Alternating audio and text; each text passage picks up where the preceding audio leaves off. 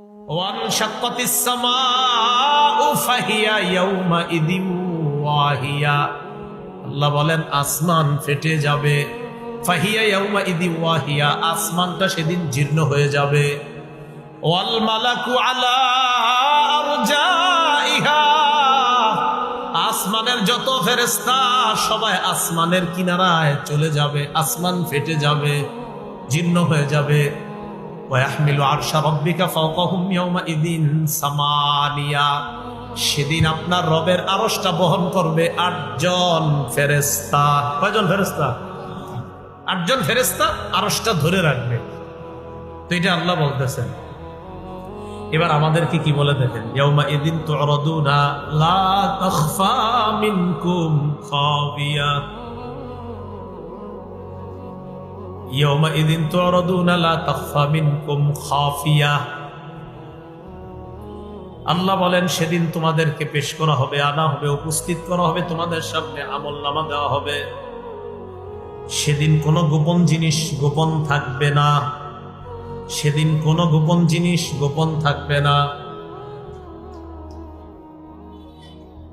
আয়াতের অনুবাদটা প্রতিদিন চিন্তা করবেন। আল্লাহ বলেন সেদিন তোমাদেরকে কিয়ামতের ময়দানে আনা হবে, তোমাদের কোনো গোপন বিষয় গোপন থাকবে না। আমি আল্লাহ যদি গোপন না করি।